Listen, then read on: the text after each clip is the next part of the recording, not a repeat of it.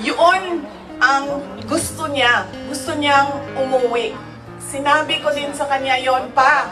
Sabi ko, yung kagustuhan mo na umuwi, yan din yung katapusan ng buhay mo. Magiging Ninoy Aquino Jr. ka. At sinabi niya sa akin, sabi niya, kung ganyan ang kapalaran ko, then so be it. Basta lang mauwi ako sa Pilipinas. Kaya, meron man ako worry para sa kanyang safety and security, pero lagi niyang inuulit-ulit talaga, ibalik niyo ako sa Pilipinas.